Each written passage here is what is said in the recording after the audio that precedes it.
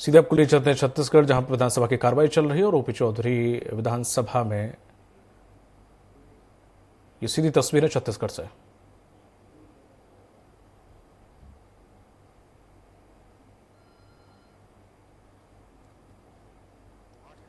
करोड़ महतारी वंदन योजना, 5,500 करोड़ खाद्यान्न सहायता योजना के लिए 4,500 करोड़, ऐसे अलग अलग स्कीम के लिए इसे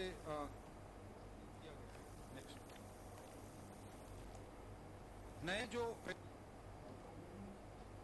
मुख्यमंत्री जी के नेतृत्व में हमने लाया है उसे आप विशेष रूप से देख सकते हैं कि मुख्यमंत्री नगरान योजना, जो बड़े नगर निगम के क्षेत्र हैं 14 हमारे अर्बन डेवलपमेंट के माध्यम से आर्थिक विकास कैसे से होके, इसके लिए मुख्यमंत्री नगरोत्थान योजना की जा रही है, उसमें 5 करोड़ रुपए का बजटीय प्रावधान रखा गया है। मुख्यमंत्री आदरणीय मुख्यमंत्री जी की संवेदनशील है कि विशेष करके हम पहले चरण में ऐसे गाँव फोकस करके जहाँ पे आदरणीय हमारे उप मुख्यमंत्री विजय शर्मा जी भी का भी आगमन हुआ है, हम सभी उनका अभिनंदन करते हैं। और जो मुख्यमंत्री मोबाइल टावर योजना में मुख्यमंत्री की संवेदनशील सोच है कि कैसे हम मोबाइल टावर अंदरूनी क्षेत्रों में लगा सकें, इसका भी पहला चरण प्रारंभ किया गया है, क्योंकि बहुत अंदर के जो गांव होते हैं वहां पे टेलीकॉम कंपनियों के लिए वायबल नहीं होता, इसलिए ये योजना लागू की गई है। मुख्यमंत्री सुगम परिवहन योजना, ये भी आदरणीय मुख्यमंत्री जी की संवेदनशील सोच है कि बस्तर सरगुजा अंचल में जो अंदर के गांव है वहां तक बस वगैरह कुछ जाता नहीं है, तो उसको बीजेप के माध्यम से ऐसे अंचल में जो नक्सल प्रभावित गांव हैं, जो अंदरूनी क्षेत्र हैं, वहां पर बस चलाने के लिए प्रयास किया जाएगा।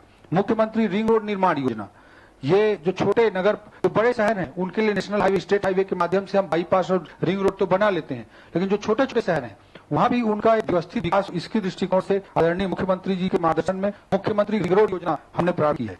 इसी तरह से मुख्यमंत्री गृह प्रवेश सम्मान योजना, हमारे जो शहरी आवास के हितग्राही हैं वो जब आवास का निर्माण पूर्ण कर लेंगे तो वो राशि प्रदान की जाएगी, अतिरिक्त राशि इंसेंटिव के रूप में। जो योजना में मिलता है वो तो मिलता है, घर को निर्माण कर लेने पर मुख्यमंत्री गृह प्रवेश सम्मान योजना के अंतर्गत अतिरिक्त पैसा उनको दिया जाएगा। इसी तरह से मुख्यमंत्री गवर्नेंस फेलोशिप, मुख्यमंत्री सुशासन फेलोशिप योजना भी लाई गई है। इसमें IIM और IIIT के साथ मिलकर इंटर्नशिप बेसिस पे कोई व्यक्ति को हम सैलरी पे लेंगे, वो सरकार का काम करेगा और साथ में इंटर्नशिप बेसिस पे IIT और IIM के साथ वो कोर्स भी करेगा, ताकि हमारे छत्तीसगढ़ के युवाओं को हाई क्लास जॉब के लिए हम प्रिपेयर कर सकें।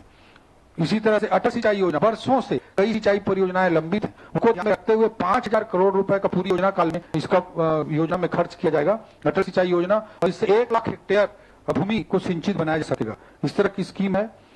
न्यू मेडिकल कॉलेज कुनकुरी में नया मेडिकल कॉलेज खोला जाएगा। जो हमारे 12 नर्सिंग कॉलेज और 6 फिजियोथेरेपी कॉलेज नए स्थापित किए जा रहे हैं। आज तक हमारे छत्तीसगढ़ में 8 नर्सिंग कॉलेज और 6 फिजियोथेरेपी कॉलेज, एक फिजियोथेरेपी कॉलेज था, उसको 8 से बढ़ाकर सीधा 20 करने जा रहे हैं, और एक फिजियोथेरेपी कॉलेज को बढ़ाकर सीधा 1 से 7 करने जा रहे हैं, क्योंकि ऐसे कोर्सेज हैं जिसमें कोई बहन कोई भाई हमारा छत्तीसगढ़ कोर्स कर लेगा तो उसे एक अच्छा रोजगार कहीं न कहीं मिल ही जाएगा। इस तरह के कोर्सेज को आदरणीय मुख्यमंत्री जी के नेतृत्व में बढ़ावा दे रहे हैं। इसी तरह से निफ्ट, हमारे छत्तीसगढ़ में रायपुर में IIM भी आ गया, IIIT भी आ गया, नेशनल लॉ यूनिवर्सिटी भी आ गई, एम्स भी आ गया, NIT भी आ गया, सीपेट भी आ गया, लेकिन निफ्ट नहीं था। तो एक और हमारे छत्तीसगढ़ की राजधानी के माथे पे और एक और तिलक लग रहा है निफ्ट के रूप में, national institute of fashion technology. इससे हमारे छत्तीसगढ़ की परंपरागत कलाओं को भी आगे बढ़ाने में हमको मदद मिलेगी। इस तरह के बहुत सारे इनिशिएटिव पूरे बजट में इस बार आपको देखने को मिलेंगे। नेक्स्ट, गुड गवर्नेंस के पॉइंट्स को हमने और आगे बढ़ाया है, इस डिटेल में देख सकते हैं। एक्सेलरेटिंग इंफ्रास्ट्रक्चर, इसमें भी बहुत सारे बिंदुओं में आगे बढ़ाया है। टेक्नोलॉजी के पॉइंट ऑफ व्यू से भी बहुत पॉइंट्स हैं, और इंडस्ट्रियल ग्रोथ दृष्टि से बहुत डिटेल में हमने चीजों को रखा है। इसके अलावा education, health, women and child development department, सभी विभागों के प्रावधान किए गए हैं। उन प्रावधानों को भी आप देख सकते हैं। और विशेष रूप से मैं जिक्र करना चाहूंगा जीडीपी ग्रोथ का, कि इस बार वर्ष 2024-25 में हमारा GSDP का ग्रोथ रेट 7.51% है, रियल GDP ग्रोथ। और पूरे भारत की दृष्टि से राष्ट्रीय औसत, पूरे भारत का नेशनल एवरेज जो ग्रोथ रेट है वो 6.4% है। तो राष्ट्रीय औसत की तुलना में मुख्यमंत्री जी के मार्गदर्शन में हमारी सरकार बहुत प्रयत्न कर रही है, और 1.1% लगभग ज्यादा GSDP का ग्रोथ रेट राष्ट्रीय औसत की तुलना में हमारे बीच में है। इसके अलावा आदरणीय मुख्यमंत्री जी के निर्देश पर रजत जयंती वर्ष के लिए पेट्रोल के ₹1 की कमी की गई है। लगभग 65 लाख बाइक चलाने वाले लोगों को इसका सीधा लाभ मिलेगा। GST के अंतर्गत, जो पहले GST रिजीम के पहले वैट था, वैट के अंतर्गत 25,000 से कम की जो देनदारियां वाले केस थे ऐसे करीब 62,000 केस थे और 40,000 व्यापारी के केस पड़े हुए थे। उनको ओटीएस स्कीम लाकर वन टाइम सेटलमेंट करते हुए हमने समाप्त कर दिया है, उसको पूरी तरह समाप्त कर दिया है। इससे 40,000 से अधिक छोटे व्यवसायियों को लाभ होगा। पैसा सरकार का मात्र 11 करोड़ के लगभग का हमको लॉस हो रहा है, जो वैसे भी वसूली नहीं होता है 11 करोड़ का ही, लेकिन इससे फायदा 40,000 लोगों को मिल रहा है। इसलिए हमने ये काम मुख्यमंत्री जी के मार्गदर्शन में किया है। जीएसटी में जो ईवे बिल जनरेट होता था उसको हमारी पूरे देश के अनुरूप 50,000 तक के लिए था कि 50,000 से ऊपर की बिलिंग हो रही, उसमें ईवे बिल कंपलसरी था। उसको ईज ऑफ डूइंग बिजनेस के तहत 50,000 से बढ़ाकर 1 लाख कर दिया गया है। कर्मचारियों का डीए 53%, 50% से बढ़ाकर 53% कर गया है। जो हमारे चेंबर कॉमर्स है उसकी बहुत प्रतीक्षित मांग की नवा रायपुर में उनको रियायती भूमि मिले रियायती दर पे, और चेंबर ऑफ कॉमर्स का वहां पे भवन बने। नवा रायपुर बहुत तेजी बसाने की दिशा में मुख्यमंत्री जी के नेतृत्व में हम काम कर रहे हैं। चेंबर ऑफ कॉमर्स के कार्यालय के लिए रियायती भूमि देने का भी निर्णय लिया गया है। जो रजिस्ट्रेशन है, जो पंजीयन है, उसमें स्टाम्प ड्यूटी लगता है, रजिस्ट्रेशन फीस लगता है और सेस लगता है। स्टाम्प ड्यूटी के 12% जो सेस लगता था उसे समाप्त कर दिया गया है। इससे सभी पंजीकरण कराने वाले लोगों को इसका सीधा लाभ मिलेगा। इसके अलावा सबसे महत्वपूर्ण, सभी पत्रकार साथियों को ध्यान में रखते हुए मुख्यमंत्री बहुत संवेदनशील निर्णय लिए हैं। पत्रकार सम्मान निधि की राशि को 10,000 से बढ़ाकर 20,000 करने का निर्णय लिया गया है। जो हमारे प्रेस एसोसिएशन का जो हमारा भवन है रायपुर का, उसमें 1 करोड़ रुपए का रिनोवेशन का काम कराया जाएगा और पत्रकार साथियों का एक्सपोजर टूर भी कराया जाएगा। उसके लिए 1 करोड़ रुपए का प्रावधान आदरणीय मुख्यमंत्री जी के मार्गदर्शन में किया गया है। इस तरह के कुछ महत्वपूर्ण बिंदु हैं जिसे आपके समक्ष हम रखना चाहते थे। धन्यवाद। एक मिनट। आदरणीय उप मुख्यमंत्री विजय शर्मा जी हमारे बीच उपस्थित हैं, उनसे आग्रह करूंगा कि संक्षेप में आप लोगों को संबोधित।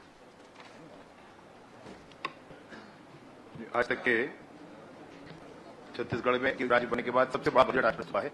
माननीय मुख्यमंत्री जी के मार्गदर्शन में और माननीय मुख्यमंत्री जी उपस्थिति में मैं 1-2 विषय ही है जो आपके समक्ष रखना चाहता हूं, और उसमें बहुत महत्वपूर्ण बात यह है, बस्तर में नक्सलिज्म से लड़ाई की दिशा में, नक्सलिज्म के उन्मूलन की दिशा में ये बजट बड़ा महत्वपूर्ण है।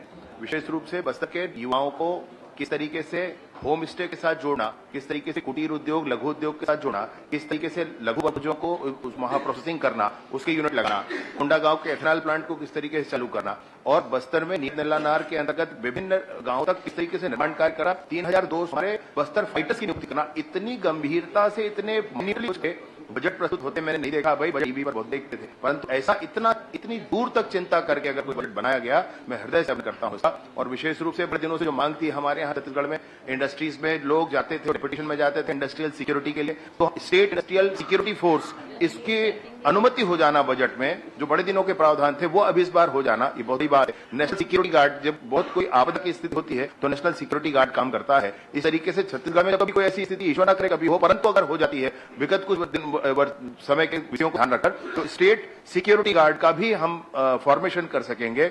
यह भी एक बजट में आ जाना बहुत अच्छी बात है। साइबर क्राइम तरीके से बढ़ रहा है, तो नए साइबर थानों को नए साइबर क्राइम के प्रावधानों से लड़ने के लिए और इंफ्रास्ट्रक्चर साइबर क्राइम के लिए डेवलप करने के लिए जिस तरीके से माइन्यूटली सोच करके बजट में प्रावधान किया गया, बहुत अच्छी बात है। और सबसे विशेष बात मैं आपसे कहता हूं, जो पंचायत विभाग का है, वैसे आप टेक्निक इसमें भी देखेंगे, साइंस एंड टेक्नोलॉजी में तो अनेक टेक्निकल पार्क बनने वाले हैं। नया रायपुर में इसमें साइंस सिटी बनने वाली, उसके बावजूद आप पंचायत